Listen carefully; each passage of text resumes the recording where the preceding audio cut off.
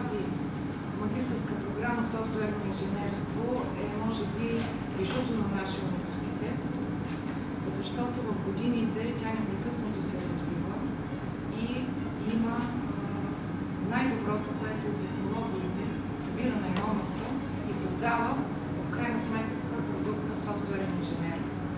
Знаете много добре, че това е много търсен тренд във всички компании по света.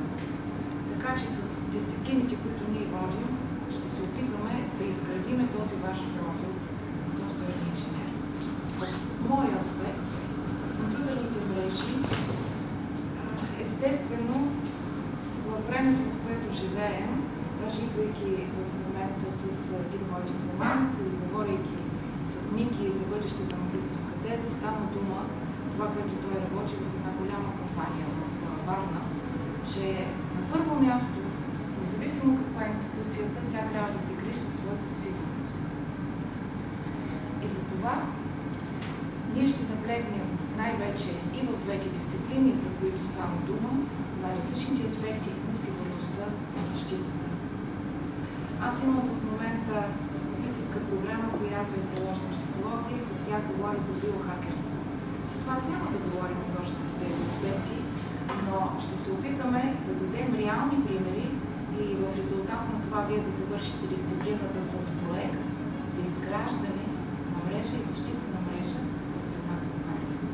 Когато става дума за дисциплината веб услуги и виртуални технологии, виртуализация и облачни технологии, естествено те са много свързани, затова аз водя и двете дисциплини.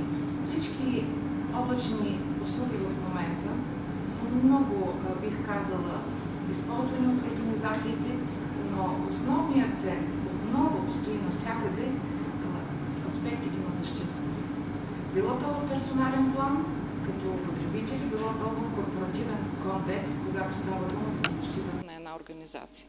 Така че аз най-вече ще се опитам да обърна вашето внимание в сферата на защитата, сигурността на информацията при компютърни мрежи и при облачни технологии. И още един малко по-различен аспект. Ще ми се да помислим и за това, имайки този професионализъм вече, изграждайки тези компетенции в сферата на софтуерното инженерство, Галя спомена за технологичното предприемачество, как можем да използваме своите умения, за да привличаме средства за нашата организация, в която работим. Тоест, възможности за проектно финансиране. Това е накратичко. Благодаря ви. Благодаря.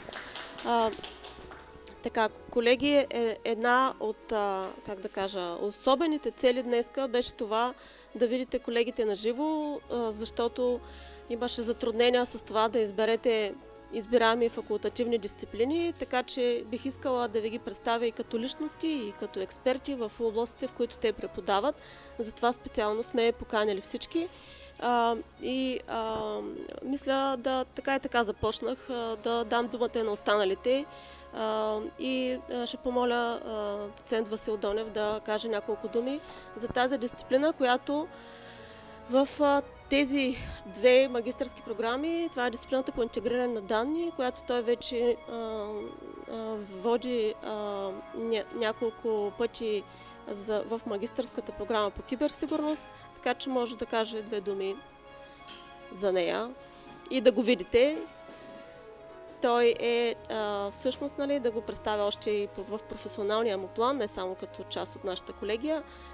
Той е и директора на Сирма в клон Варна и Сирма Solutions, така че заповядай. Колеги, моят ангажимент с програмите, които Галя представя, не е толкова голям, колкото преподавателите, които постоянно са ангажирани с вашето преподаване, но така водени от духа на сътрудничеството, благодарение на който беше и стартирана тая програма софтуерно инженерство преди доста години. Продължаваме да поддържаме връзки с университета и когато можем по дисциплини, които не могат да бъдат покрити от ваши преподаватели, ние участваме в тая програма. По този повод аз и поех от тая година ангажимента за въпросната програма по софтуерни интеграция на данни. Смисъла на тази дисциплина е да даде представа на студентите в съвременния свят, нали, с свръхразвити мрежи и обмен на информация, как може тази информация да бъде обединена или ползвана по такъв обединен начин, защото да се извлече максимална полза от нея, тъй като това вече става проблем. Значи в зората на развитието на компютърната техника, разбирайте 70-те години, стоеше въпроса как да се увеличи мощността, изчислителната мощност на машините.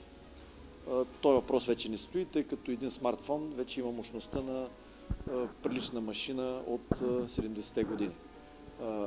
Появи се обаче проблема, тъй като вече се произвежда огромно количество информация. Тая информация практически е достъпна от всяка точка на света за практически почти всеки, който има нужда от нея. Как тая информация да бъде намирана? Как да бъде обединена, така, щото с минимални разходи и при поддържане на максимално ниво на сигурност, за което току-що говори професор Лукаджиева, вие да имате полза от тази информация. Дисциплината, така, моето разбиране е, че университетът по-скоро, особено в магистърското ниво, трябва да дава така, възможност за концептуално мислене. Предполага се, че хората, които завършват и магистратура, в последствие ще започнат да ръководят по някакъв начин или цели бизнеси, или части от него. За да може да ръководи успешно един човек, той трябва да има така, максимално лесен и пълен достъп до информацията, която касае въпросния бизнес. Тая дисциплина, интеграция на данни, дава някои отговори, нали, как да бъде интегрирано, по какъв начин се подхожда, какви са основните рискове при интеграцията на данни. На практика има смисъла на дисциплина, която помага да бъде изграден така, един менеджерски профил на човека, който изучава тази специалност. От практическа гледна точка, тъй като аз имам предимство да бъда и от другата страна, където всъщност се потребява продукцията на университета в фирмите, които разработват софтуер и също така занимават с интеграция на информационни системи. Въпросите, които се разглеждат в тази специалност, са така изключително актуални. Това го казвам съвсем отговорно, като хора, които се сблъскват с проблемите и трябва да ги решават. Изблъсквайки се с тези проблеми, едно от първите неща, които констатирахме, че няма достатъчно подготвени специалисти с именно концептуално мислене за работа с информационни технологии. Значи има, как да ви кажа, хора, които са просто виртуози в отделни технологии. Той човек е като, аз познавам такива, при това млади момчета, нали, много по-млади от вас, момичета, които ако го пипнеш някъде, той просто ще ти като енциклопедия. Но той човек не може да по никакъв начин да осмисли някаква по-голяма система, да реши някакъв концептуален проблем, свързан с сигурност, с интеграция на данни, просто не може. Което е проблем. Вярно е, че по-голямата част от участниците в софтуерния бизнес са на изпълнителско ниво. Но технологиите напредват. Голяма част от дейностите, които по-рано са били строго персонализирани, нали, като разработката на софтуер, се автоматизират все повече и повече. Поради което нуждата се премества от изпълнителското, от ниското изпълнителско ниво, където са така наречените девелопери, започва да се премества по-нагоре, да кажем към хора, които могат да управляват екипи, хора, които могат да управляват проекти и накрая хора, които могат да управляват успешно софтуерен бизнес и да дават направление. Apple е такава компания, например. Те имаха късмета да имат един от най-гениалните хора в областта на информационните технологии, който просто даде визия в областта на информатиката за целия свят и то за години напред. Сега, казвам, те имаха късмета, но нищо не гарантира, че утре тук в България няма да се роди също такъв гениален човек. За тая цел обаче ние трябва да положим усилията, част от които е и вашия университет, и и да помогнем такива хора да бъдат създадени. Как? Като им създадем един кръгозор, който да им помага да виждат проблемите в тяхната цялост. Технологиите, нали, казах, са хубаво нещо, но ако човек се вторачи в листата на дърветата, той няма да види дървото, да не говорим за гората. В днешния свят вече трябва да може да се вижда даже не гората, ами така, целият район. Тъй като не е възможно да се развива успешен бизнес в глобализирания свят, без човек да има общ поглед върху проблемите и да знае как да решава тези проблеми. Те си имат специфика, тези, които касаят глобализацията, са различни от тези, които касаят конкретен продукт или инструмент или дори фирма. Така че се надявам, че с тази дисциплина ще ви бъдем полезни и не само с нея. Моите колеги участват също според възможностите си в програмата. Другото, което ние правим за тази програма, за хора, които имат желание и имат качества, ние така развиваме доста интензивно стажанска програма.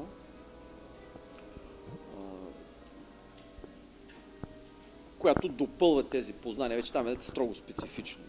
И тя продължава малко повече. Примерно един стажант, преди да завърши програмата, трябва да мине поне година и половина. Това е според нашите виждания и разбирания като компания, която все пак е представителна за страната определено, в известен смисъл и така на средно европейско равнище.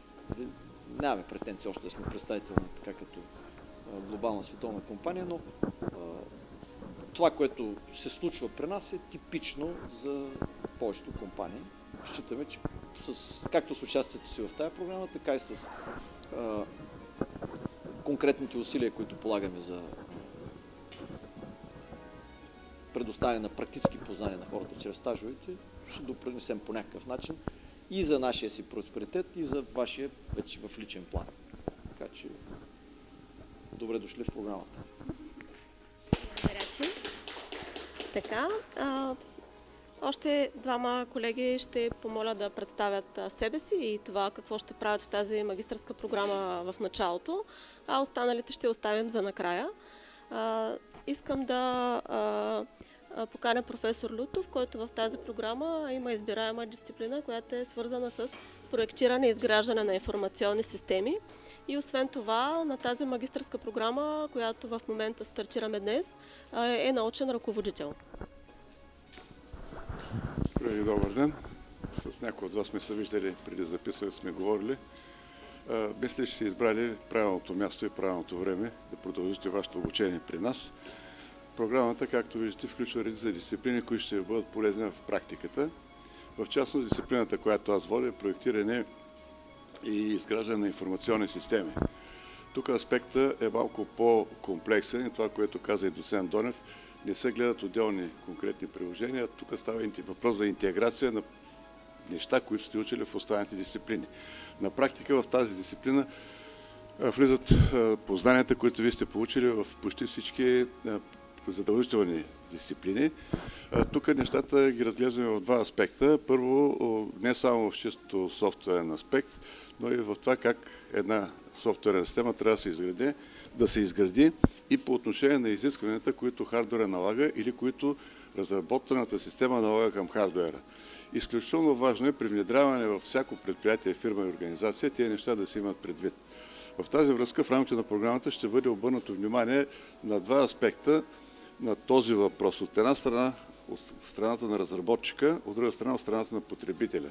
Защо говорим това? Голяма част от нашите бивши възпитаници работят не само като софтуери, като девелопери и така нататък нагоре в сферата на развитие на софтуера, но също така работят в отделни фирми, където прилагат своите познания. От една страна за писане на конкретни продукти за самата фирма, от друга страна те са представители на IT отделите, в които такъв специалист е изключително необходим, за да може фирмата, когато пожелава да и се разработи някакъв продукт, да има адекватни изисквания.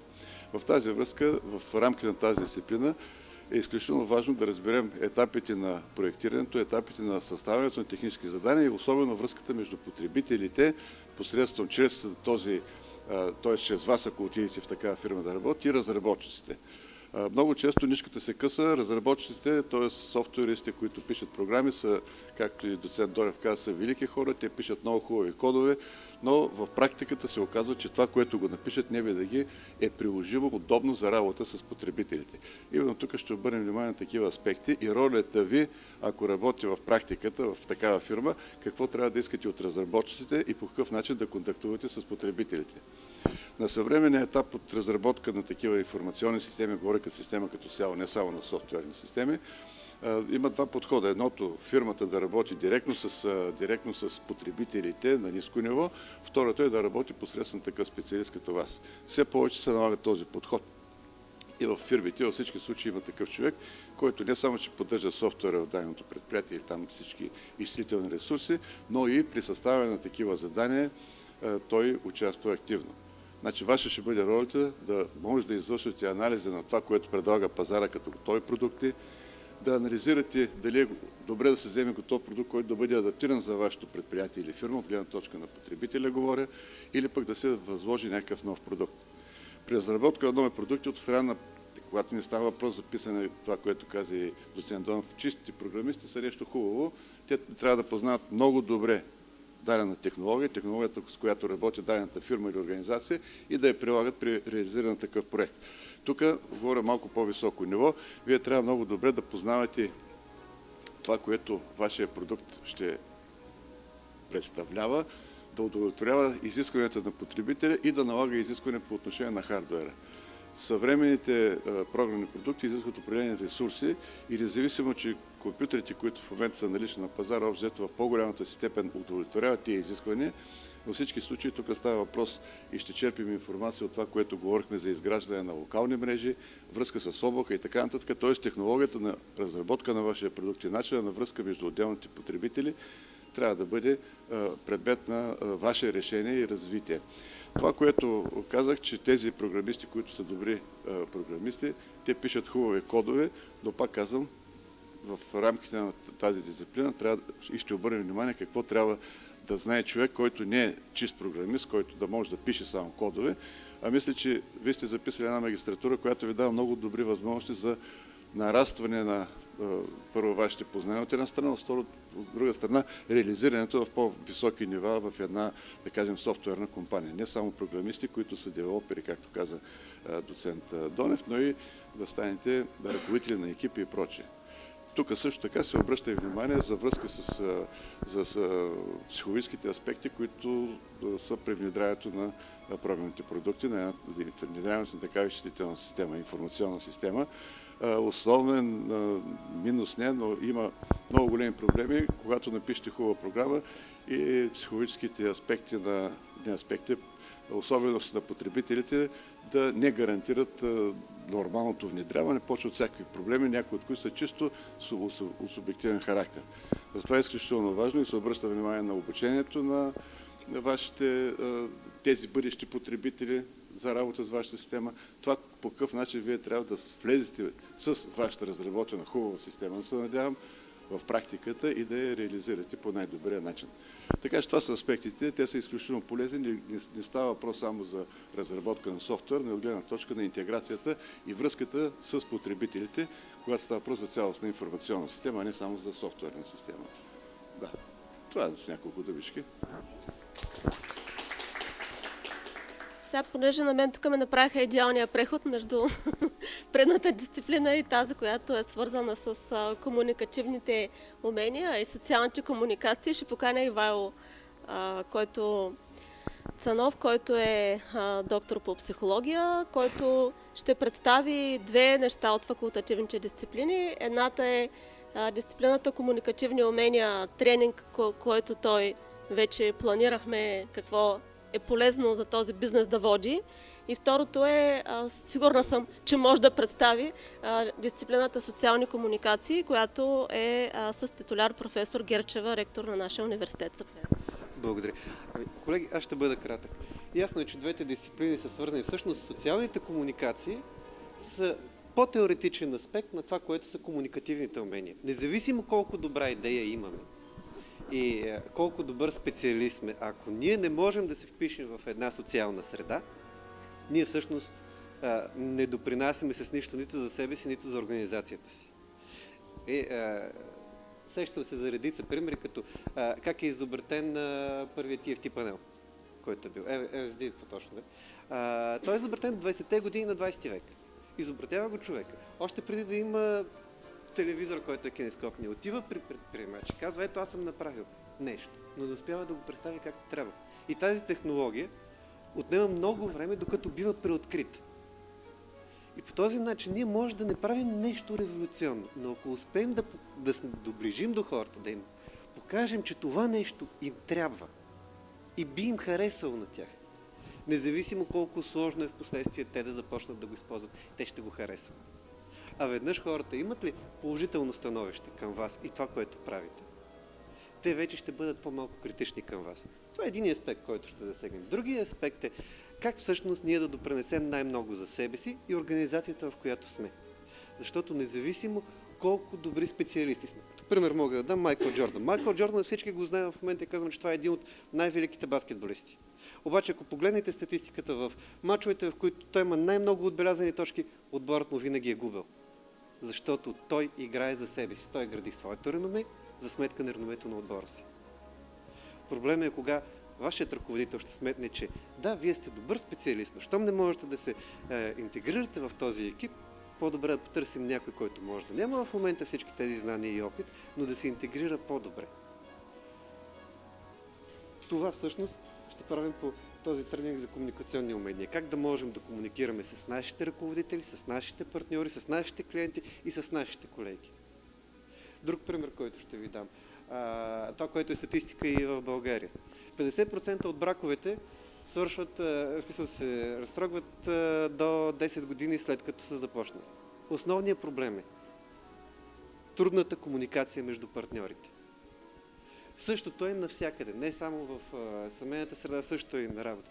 Ако ние не можем да комуникираме с хората правилно, ние всъщност вредим на себе си. И това ще учим по тези дисциплини. Как да можем да извличаме максимума от това, което ние искаме да дадем като послание към другите.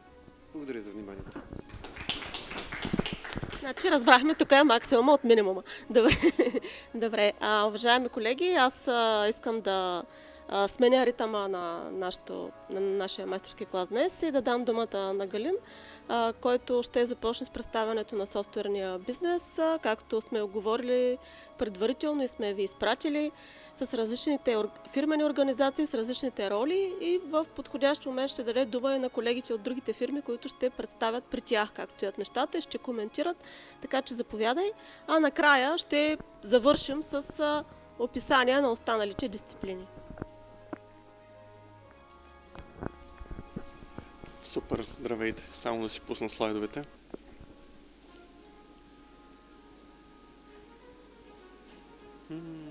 Идилия.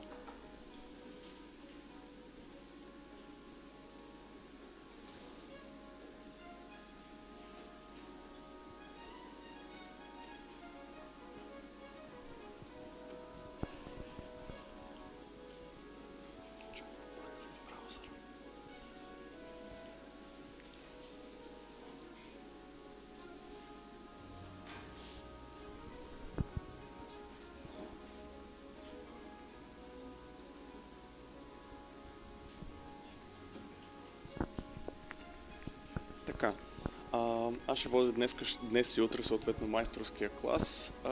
Казвам се Галин Желясков, софтуерен инженер съм по бакалавърска степен и глобален иновационен мениджмънт по магистърската степен, също и предприемачество и иновации. Занимавам се с много неща в града и това, което първо ще благодаря на всички останали, че съм част от екипа. Хората, които до сега говорих, имат огромно желание да предадат някакви знания към вас и това на мен много ме радва. Когато погледнах програмата, като човек идващ от бизнеса, видях, че тя е изключително адекватна и затова съм част от нея.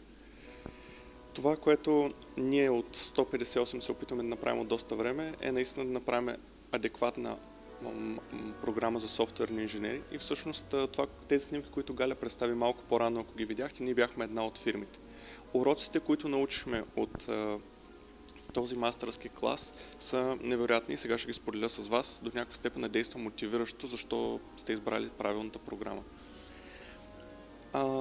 158 е фирма, която започна през 2008 година. Ние разчитахме изцяло на софтуерни девелопери, не софтуерни инженери, малко по-късно ще направя разликата, т.е. много добри програмисти. Обаче с разрастването на компанията дойдоха и нови неща, които трябваше да знаем като фирма и така направихме майсторския клас по софтуерно инженерство и менеджмент. Какво се получи? Че хората, които дойдоха на този майсторски клас, всъщност знаеха много повече за бизнес процесите, за начина на работа, за комуникацията с клиенти, за project менеджирането, за качеството, за рисковете и за всички тези неща, които са описани в различните дисциплини, които видяхте, отколкото съществуващите програмисти в компанията. Фирмената култура какво представлява фирмена култура или на нашата компания е, че всъщност нашите служители израстват отдолу нагоре. Нямаме варианта, в който наемаме някой, той става шеф на отдела и външен човек всъщност оглавява компанията или някакъв отдел от нея, а напротив всеки знае, че започвайки отдолу в един момент ще бъде най-горе. Но какво се получи? Ние имахме хора, които са много по-успешни, много по-знаещи от съществуващия ни екип в момента и можеха да докарат много повече бизнес и пари за компанията. Много повече стойност добавяха към тази компания. Но те, въпреки че завършиха майсторския клас заедно с всички останали, те трябваше да влязат в компанията на ниво стажанти по време точно на майсторския клас и съответно през 3 месеца те скачаха нагоре по йерархията, докато успяха да стигнат на позиции, които те заслужаваха да водят, без да нарушаваме фирмената култура. Така всъщност, без да правим change management, една от дисциплините, която вие видяхте, е изключително важна за компаниите, успяхме да ги интегрираме. Какво се опитвам да кажа с това? Че всички хора, които сме тук заедно от екипа, искаме да направим от вас софтуерни инженери, което е нещо много по-висше от обикновени програмисти. Сега искам да науча малко повече за вас, защото когато знам повече за вас, знам какво да дам повече от себе си, за да бъде адекватно за вас, да ви е интересно, защото идеята е да ни е интересно и от двете страни.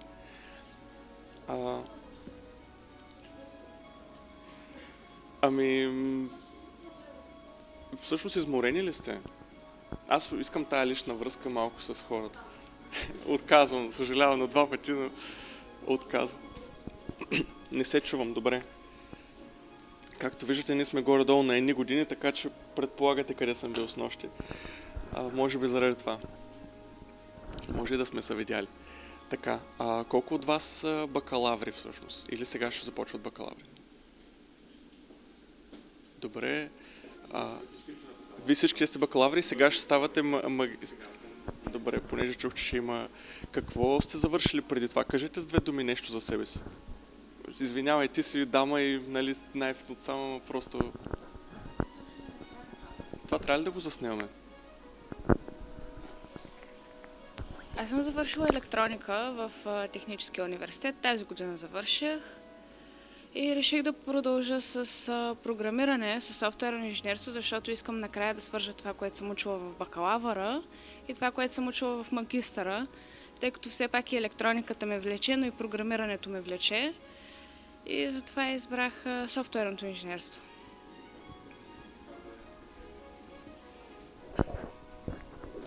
Аз съм завършил графичен и пространствен дизайн, бакалавър.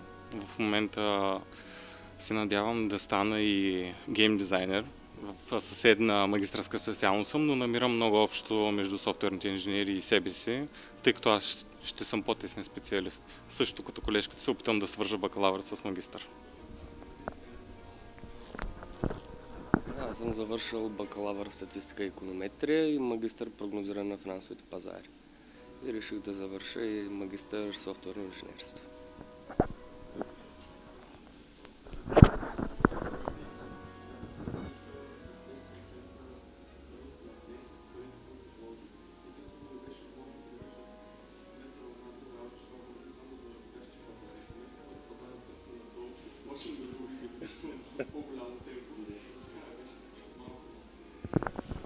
Аз съм завършил бакалавър тук в този университет, международен бизнес менеджмент.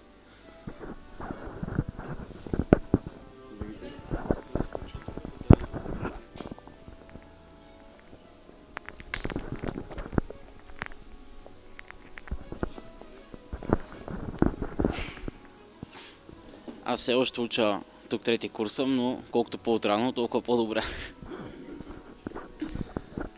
Аз съм завършила 2 икономически специалности, бакалавър и магистър в икономически университет. За първи път се докосвам до програмиране и въобще до компютър не, само до програмиране. Може да ми се наложи да живея извън България, в различни страни и единственото нещо, което мога да направя, да работя от всякъде по света, това е със сигурност програмирането. Един общ език.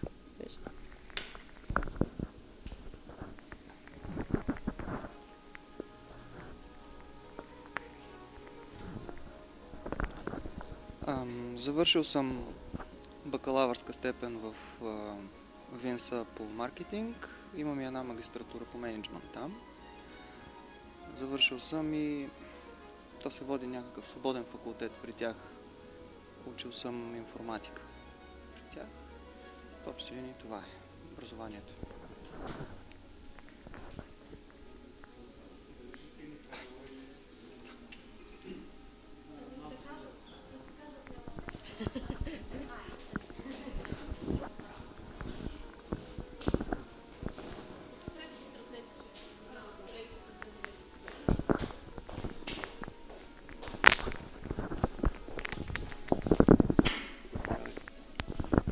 Аз съм завършила специалност публична администрация 2015 година във Варненски свободен университет и реших да комбинирам с дигитален маркетинг и веб дизайн, тъй като смятам, че е много добра комбинация.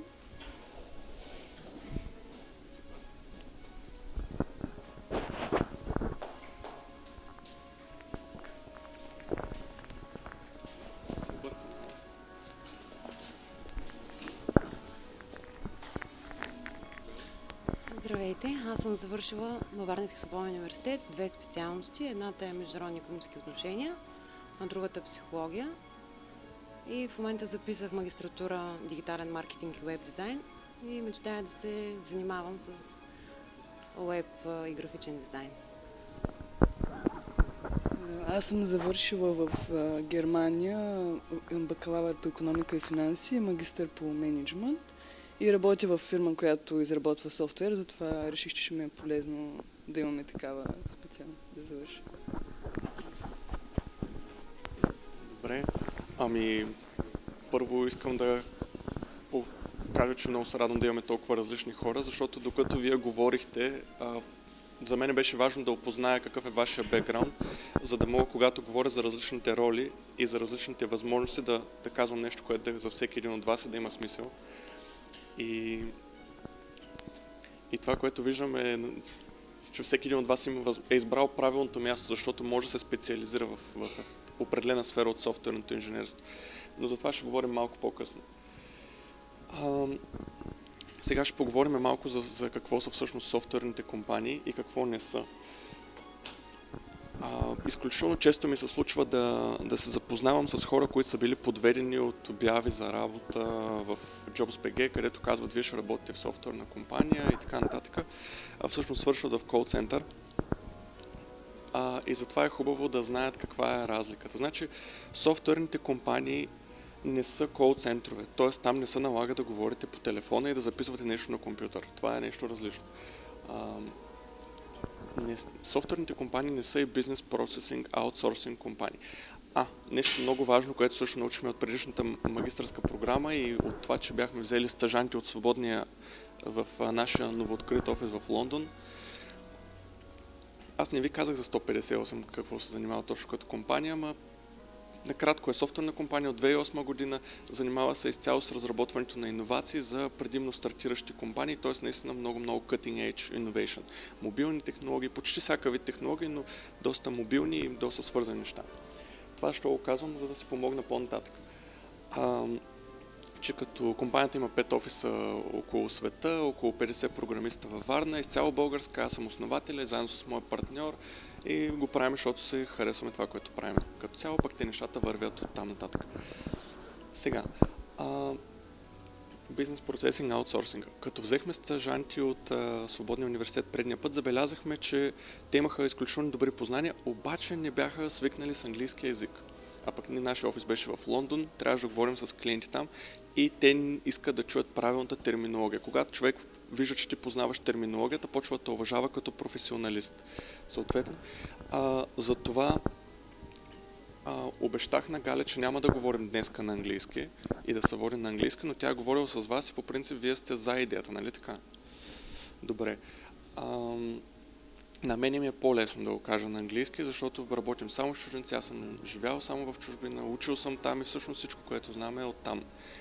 Но това, което ще ви моля, е да забелязвате на слайдовете какви терминологии използвам. Аз ще ви обяснявам какво означават, просто да ви се запаметяват в главата, за да можете директно, като говорите, да изглеждате много компетентни, това, което всъщност един магистър трябва да може. Така, софтуерната компания не е бизнес процесинг аутсорсинг. Тоест, вие не трябва да извършвате каквато и да била услуга през имейл, телефон или някакъв дистанционен начин на комуникация. Не е креатив агенция, т.е. това не е място, където се създават визия за изцяло насочена към дизайн и креативност. То има някаква част в определени неща, но то не е изцяло насочено там. Креативните агенции, вие ги виждате, те на годишните им награди всяка година, те измислят кампании като най-новата за бирата на Ариана, как беше някой? Виновни сме, точно така. Да, и те после го дават на компании, които да го развият и може би на софтуерна компания, която да направи част от софтуер или на дигитално студио или на дизайн студио, което пък да разработи дигиталните неща. Софтуерните компании не са компании, които оптимизират уебсайтове или които се занимават с дигитален маркетинг също. Тоест, ако някой ви накара да дигате WordPress дизайн, да пишете текстове, така наречения копирайтинг, т.е. текстове, които да имат ключови думи, които да водят към определени неща, или всякакъв тип такова съдържание, това не е софтуерна компания. Добре, казахме какво не е. Няма да видим ли слайд какво е. Софтуерните компании създават иновации. Те внедряват нови технологии, изработват нови технологии и се стараят, може би в голямата си степен, за това, за което компютъра беше изобретен, да замести човека да прави механични задачи, а да върши само креативната част от тези механични задачи. И ако погледнем развитието на програмните езици през годините, това се случва точно с тях. Сега има няколко, ще говорим за българската среда и до някаква степен до глобалната. Има три типа софтуерни компании, които в момента са на нашия пазар. Те са така наречената продуктова, аутсорсинг и микс между двете. Според вас каква е разликата между продуктова и аутсорсинг компания? Няма грешен отговор, така че говорете спокойно.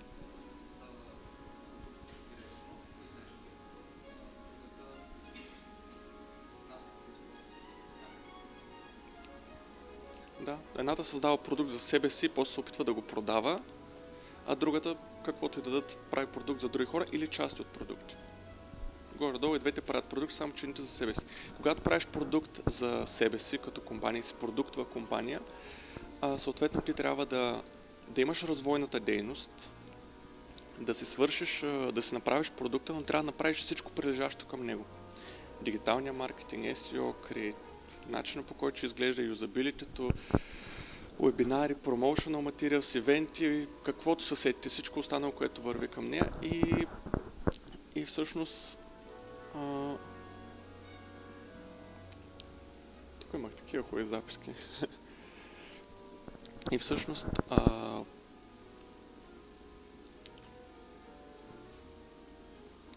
като софтуерни инженери има разлика и за вас в каква компания работите. Съответно, освен това, че има продуктови и аутсорсинг компании, те се делят на малки и големи. Много често продуктовите компании започват като стартъпи.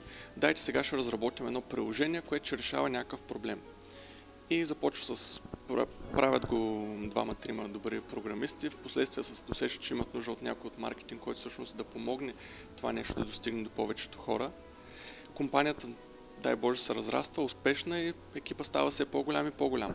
Почва да се променят бизнес процесите. Ако сега решенията са взимали от двамата програмисти набързо, днес ще внедрим тая технология, защото е много готина, вече имат инвеститори, той казва, не, ние не можем да си позволим да внедрим технология, която не е нова, а която е толкова нова и не е стабилна, която може да наруши целия пазар и да наруши моята инвестиция. Започва да се променя психологията на екипа. Те стават повече и повече хората в екипа. Ако до сега имало един фронтенд, ако до сега двамата програмисти са правили и фронтенд частта, и бекенд частта, т.е. с колко от вас разбират какво е фронтенд и какво е бекенд? Добре. Ще стигнем и до там, айде да не вътурмува сега толкова надълбоко.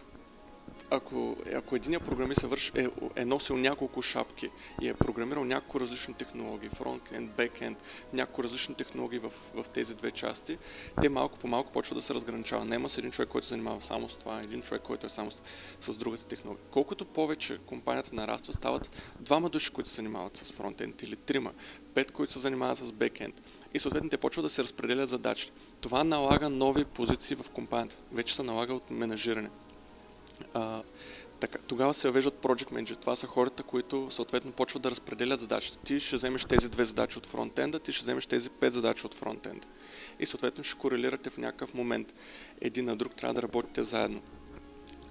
Получава се, колкото по-голям става екипа, толкова повече стават проблемите с комуникацията, това за което говори колегата преди малко.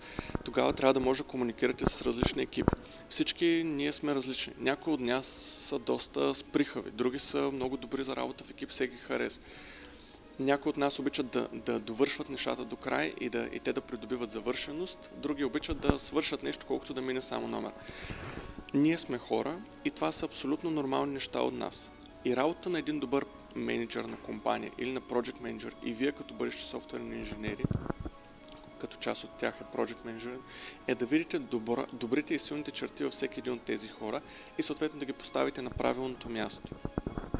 А именно, ако видите, че един човек е сприхав, обаче обича да се рови в кода и да намира някакви неща, ами той всъщност не е толкова много за програми, защото той ще, казвам ви директен случай от моята компания, той отива и гледа код на всичките колеги, почва да им пише имейли и да казва, тук си сгрешил, тук си направил така, това може да го направиш по-добре и всъщност хора само се заяжда с хората.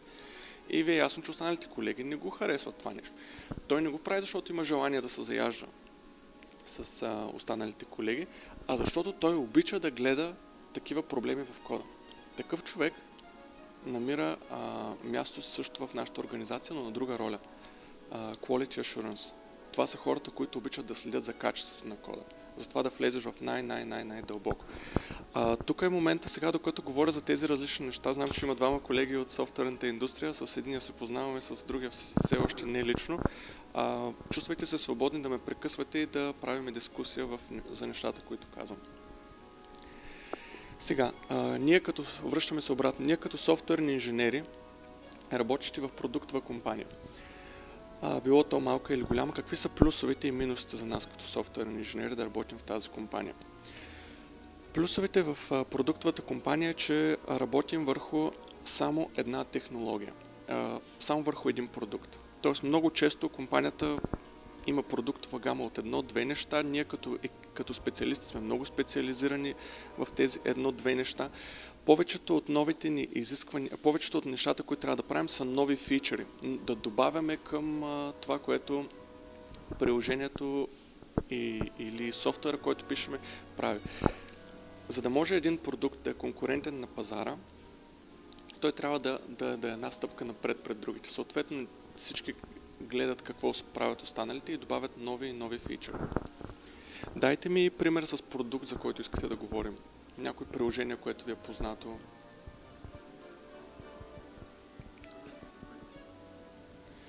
Не всички са... Не искам да кажа някакво малко по-достъпно приложение, което всички от нас ползват всеки ден. Gmail, Skype. Моля? Viber. Добре, перфектно. Виж какъв хубав пример. Ползваме Viber.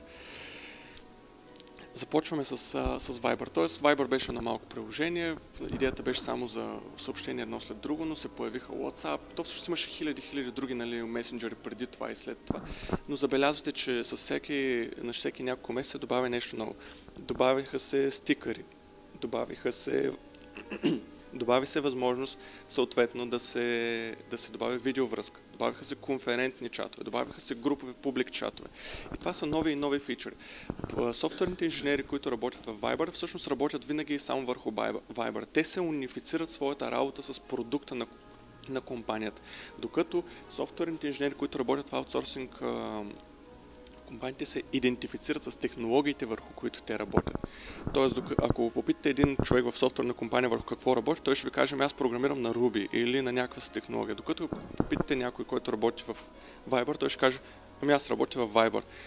Това е много лесният начин, като говорите с един софтуерен инженер, да разберете всъщност къде той принадлежи, в продуктова или в аутсорсинг компания, в неформална обстановка. Плюсовете, както казахме, че може човек, когато е в продуктова компания, да се специализира изключително тясно. Защото когато работиш само върху Viber, ти се концентрираш върху технологията, на която Viber е написан, концентрираш се върху процеса, който Viber използва, концентрираш се върху неща, които са много специфични. И всъщност ти ставаш изключително голям специалист в една много малка ниша. Което е перфектно, защото те прави изключително скъп консултант за в бъдеще в момента, в който напуснеш компанията, в която работиш. Защото не много хора са били толкова навътре и са навлезли толкова много, за да могат да го направят. Докато в аутсорсинг компаниите, ще говорим след малко, там нещата са малко по-обстоятелствени, по-обширни. Недостатъците е за нас като софтуерни инженери, че ние искаме да променяме света под една или друга форма. Било то да измислим нов дизайн, било то да създадем нова бизнес система, която да реши проблема на 100 000 души и всъщност да направи техния ден по-лек, или пък да не влизам в повече детайли, но ние като софтуерни инженери искаме да променяме света. Ние затова правим софтуер, затова бяха изобретени компютрите, за да направят живота на хората по-добър. Когато работим върху само един продукт отново, в един момент ние чувстваме, че не научаваме нови технологии. Чуваме от наши колеги, излязла някаква супер нова технология, но ние не може да внедрим в нашия продукт. Защото просто да кажем, това му е скопът, няма къде да се внедри или няма бизнес кейс за тая цялата работа.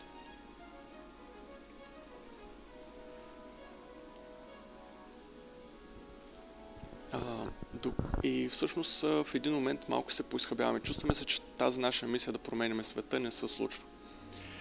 Докато и колкото съответно по-голяма става компанията, казахме, че решенията са по-трудни за вземане. Колкото по-малка е компанията, било то продуктова или аутсорсинг компания, ни се позволява да правим повече неща. Може да вземем решенията от днеска за утре, може да ги обсъдим с колегата по време на кафе, да ги вземем заедно. Имаме достъп до собственика на компанията, най-вероятно до менеджерския екип, защото организацията е равна. Най-често тези малки компании до 10 души имат flat management, което означава всъщност, че решенията се взимат заедно. Общо взето, какво ще правим, това правим ли го? Да, окей, проминава нататък. Докато колкото по-голяма става, доста по-тежко става вземането на решение. То се взима в други, така наречени от висш менеджмент, в отделно. И колкото по-голяма става компанията, толкова повече нямате поглед върху голямата картинка. Това, което каза професор Лютов, че в колкото по-голяма компания сте, компаниите искат да бъдете лесно заменяеми. Да бъдете като една крушка, която в момента, в който изгори, бива развита и сменена с друга. Съответно, какво се получава в големите компании? Там те знаят, че имат 5 фронтенд девелопери, 10 бекенд девелопера или там колкото са. Всички следват един и същи бизнес процес, всички познават компанията по един и същи начин. Имаме някакъв project management tool, в който са задачите, те се разпределят между тези хора. Ако да кажем, единият програмист се щупи ръката, защото играе баскетбол и 3 месеца не може да програмира, той моментално се изважда от проекта, вкарва се неговия следващия програмист, всички таскове се асайнват на този програмист, може би му се прави някакъв съвсем бърз introduction, един-два ден върху системата и проекта и върху бизнес домейна и съответно той се знае само тези таскове. Като програмист в голяма компания и то особено продуктова, вие работите върху много малка част от кода и сте онър на много малка част от нещо. Тоест, рядко ви се дава възможност да видите голямата картинка. Има и друга причина. Не защото продуктовите големи компании са гадни и искат всъщност само да използват ресурса. Макар че до някаква степен, колкото по-голяма е компанията, толкова повече ви се превръщате като цифра в Excel спредшита или там в някаква програма на някой си там менеджер, докато колкото по-малка има повече сърце, повече душа, нали, в една компания. Но те го правят, казахме, не защото са лоши, а защото за да могат да бъдат една стъпка пред останалите компании, които имат сходен продукт, който им е конкурентен, те трябва да пазят иновацията до последния момент, докато не се афишира по медиите. Когато тя е готова, разработена, и да се афишира и да се каже, окей, ние пускаме видеочат в Viber и сме вече едни гърди пред всички останали други и съответно ще завземем още по-голям пазарен дял. Защото ако случайно, знаете, че в днешно време хората волно или неволно толкова много информация излиза от тях, че само като минеш покрай сградата на Свободния университет и са чекинни, ще виждаш всички твои познати приятели, които са чекинали, които са коментирали, които са казали нещо за това място. По същия начин, ако минеш покрай централата на някой голям headquarter, аз съм го правил и са чекин неща и виждаш как колегите, нали, тук джавата ми нещо не работи и колкото повече се зачетеш, можеш всъщност да навържиш 2 и 2 и да видиш върху какво в момента се работи. Но те имаха идеята да накарат техните устройства да се говорят едно с друго. Тоест, като карате много бързо по магистралата, предминавате други коли, които имат том-том, а те знаят, че имат най-голям пазарен дял в Европа, устройствата да си комуникират през Bluetooth и всъщност да си подават информация и така по този начин дори устройства, които нямат сим-карта в тях, да получават актуалната информация. А пък съответно тези, които имат сим-карта, да получават тези, които нямат сим-карта и да я качват в клауда и съответно те да се правят всичките анализи. Това беше през 2009 година. Аз съвсем случайно попаднах на една такава среща. Не си спомням за какво му бяха извикали, но чух този план. Тя беше супер строго конфиденциална и така нататък. Едва сега, преди няколко месеца, чух, че те са пуснали услугата най-накрая готова. Значи, да, 2015 накрая го чух. Представете, че това са 6 години, които са минали вече, близо 7. Техните конкуренти все още не са почнали да работят върху това нещо. Съответно визирам Garmin. Така, тук много съдържахме, дайте по-нататък да минем. Добре, и същото за аутсорсинг компаниите. Моята компания е микс от двете, т.е. 158 е микс от двете, затова ще говоря малко по-нататък. Но какво представляват аутсорсинг компаниите и какви са плюсовете и минусите съответно с тях? В момента в края на този слайд ще дадем малко почивка. Аутсорсинг компаниите правят много различни неща за различни фирми.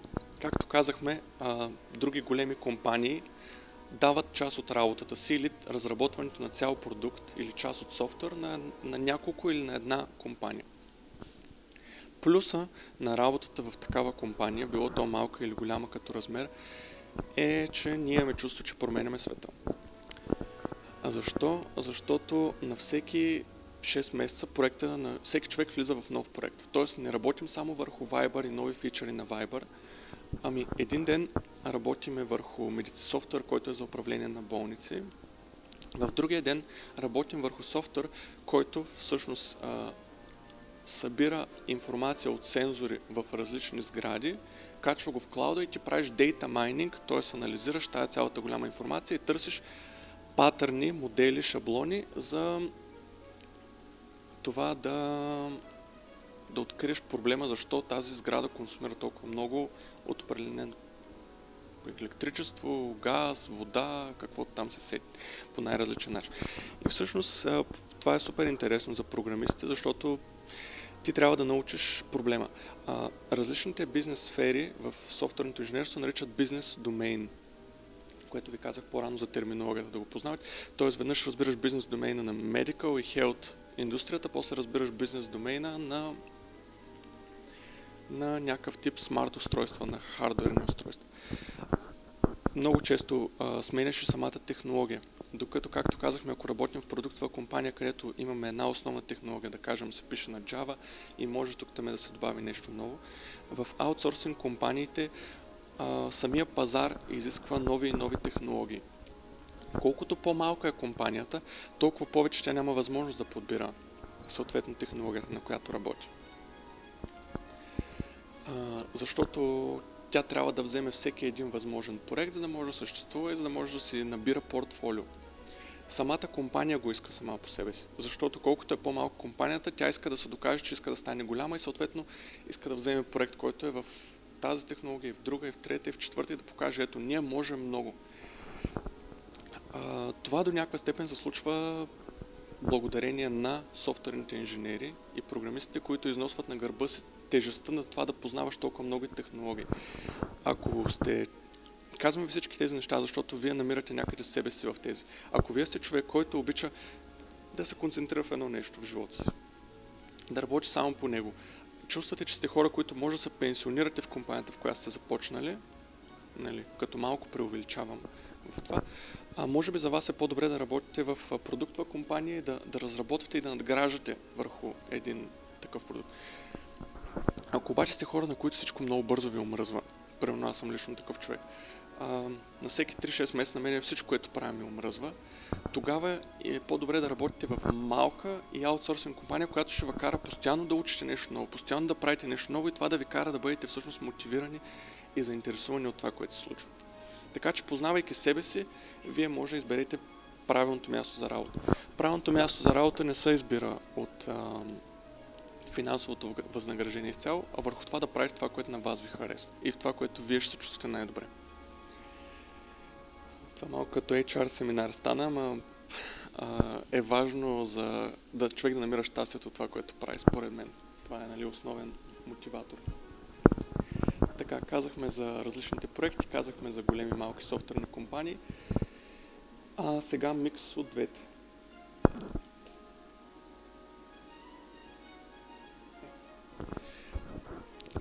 Това, което ние имаме и действителността на нашия български пазар, всъщност е комбинацията от тези двете. Малките компании, които много бързо стават големи, всъщност са започнали така. Те започват като аутсорсинг компания, като някаква продуктова компания с някакъв малък продукт. В някакъв момент, да кажем, специализиран в сферата на Internet of Things или нещо свързано с хардуера. Някой ги забелязва и казва, тук има една малка компания, която прави нещо готино, нали? Те съответно пък в един момент капитала им за продукт се изчерпва и имат нужда да влезе някакъв ресурс, да продължат да работят върху това, което искат. И те казват, окей, добре, сега ще спрем малко да поработим по нашия проект, ще вземем тук един аутсорсинг проект за някаква друга компания и ще им напишем софтуер, защото ние вече сме написали нещо. Обаче тази голямата компания, която аутсорса към тях, има бюджет и налива в нови фичъри, нови неща.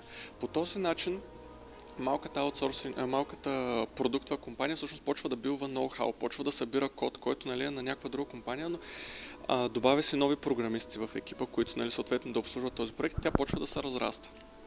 Перфектно. Свършва си проекта с Internet of Things с тази компания.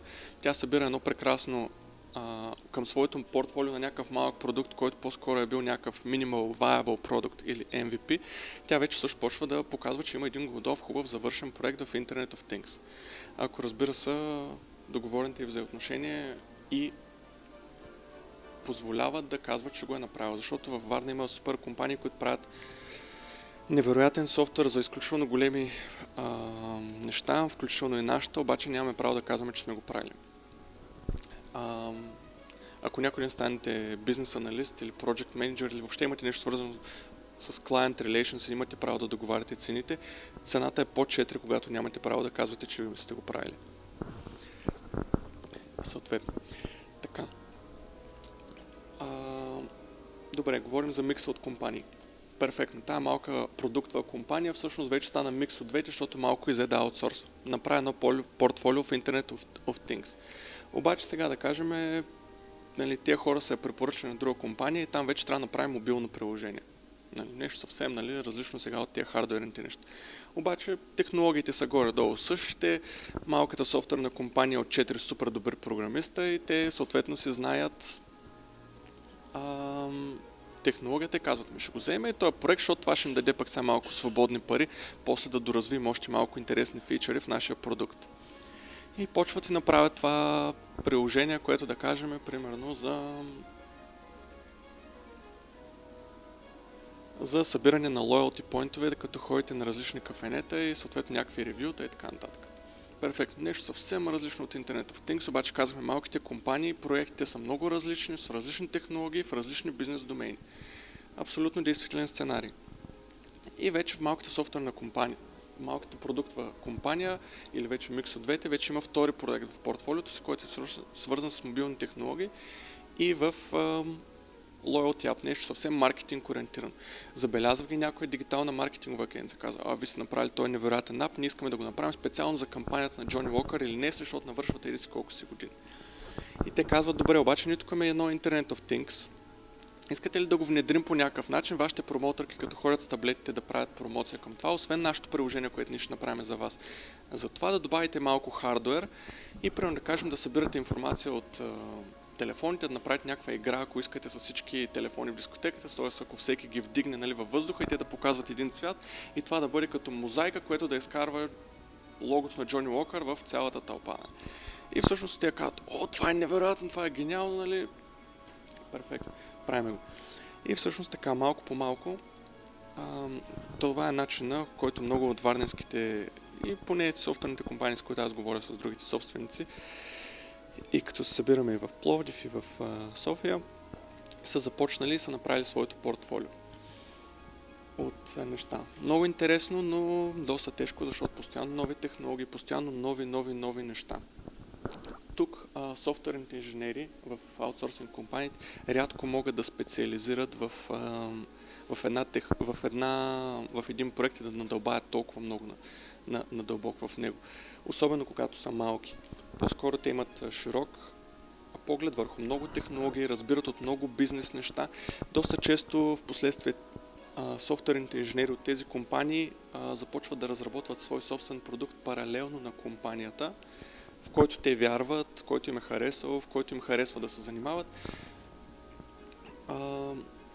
До някаква степен вие сте чували за Gmail и много други такива продукти, които са родили паралелно от някой, който си е кодил нещо настрани, някакъв продукт. И в зависимост от това колко малка или голяма е компанията, тя може в последствие да инвестира и да стане партньор с софтуерен инженер, който доскоро работи в нея. Това се е случвало при нас като софтуерна компания. Някой се разработва нещо настрани, той няма капацитета да го избута като продукт на пазара, обаче голямата компания, която сме ние зад гърба му, има този капацитет и казваме, добре, влизаме с някакво участие в твой стартъп, дай да го избутаме, да видим докъде ще стигне. Докато много често в продуктовите компании, в договорите, които софтуерните инженери подписват, нямат право да преизползват, че нямат право да преизползват това почти навсякъде, но нямат право да работят в конкурентна компания, да създават конкурентна компания. Когато имаш продукти, си свързан с клиенти, т.е. нямаш право да работиш с тия клиенти отново, с които се работи в тази компания. Т.е. доста по-лимитирано. И тук отново говорим за това да бъдем щастливи, т.е. да правим това, което искаме, да бъдем технологични предприемачи, нещо свързано с стартъпи или съответно в някои от тези компании. Как се чувствате? Искате ли да направим почивката, която обещах? Добре. Значи само преди да почнем с почивката, след това ще поговорим за няколко конкретни разлики в софтуерните компании. Ще поговорим за структурата на софтуерните компании и най-важното, за което може би ви сте дошли днес, е това как да намерим своята роля, какви са позициите, които са конкретно за нас на база на нашия бекграунд, това, което искаме да се развиваме в софтуерната компания и кои предмети, които видяхме малко по-рано, дисциплини на сайта, могат да ни дадат тази информация. Но това като се върнем, сега е и половина, даваме си 15 минути, значи в 11:45, моля ви, не закъснявайте. Благодаря ви.